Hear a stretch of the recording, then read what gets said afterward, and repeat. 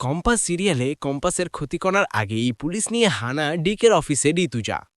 Compass ধারাবাহিকে দেখা যায় যে রিকি আগে থেকে বুঝতে পারে যে কম্পাসের কানের ভেতর একটা ডিভাইস আছে এবং ওই ডিভাইসে একটা ক্যামেরাও আছে। আর রিকে বলতে থাকে, আমি তোমাকেও দেখতে পাচ্ছি জিত, আর কোনো কিছু করে কোনো লাভ হবে না জিত, আমি তোমাদের ধরে ফেলেছি। আর এই কথা শুনে কম্পাস অনেকটা ভয় পেয়ে যায় এবং মনে মনে বলতে থাকে, এইবার আর ঋতিককে ছাড়বে না, আমি ঋতিকের কাছে ধরা পড়ে গিয়েছি। অন্যদিকে ঋতুজাও দেখতে পায় কম্পাস ওই ডিভাইসের সাথে কানেক্টেড নেই।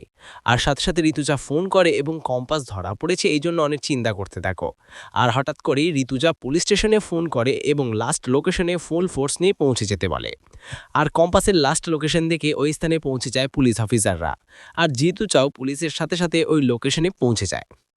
অন্যদিকে ডিকে কম্পাসের মাথায় বন্দুক ঠেকিয়ে বলতে থাকে, আমি তোকে বিশ্বাস করেছিলাম, আমি তোকে আমার উত্তরসূরি বানাতে চেয়েছিলাম, কিন্তু তুই আমাকে ঠকালি। আমি ভেবেছিলাম তুই আমার সন্তান, তুই আমার হয়ে কাজ করবি, কিন্তু আমার সাথে বেইমানি করলি। আর তুই কি ভেবেছিলি তুই ঋতিকের ডেরায় ঢুকবি ক্যামেরা নিয়ে, আর আমি কিছু টের পাবো না? আর রিকে কম্পাসকে বলে, আমি তোকে আজকে এখানে মৌমি করে রাখবো, তুই আর এই ডেরা থেকে কখনোই বেরোতে পারবি না।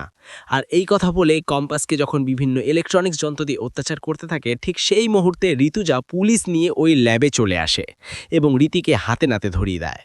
তো বন্ধুরা, তোমরাও কি এমনটা চাও যে রীতিকে এভাবেই পুলিশে হানা দিয়ে অ্যারেস্ট করে নিয়ে যায়? সবাই কমেন্ট করে জানাও।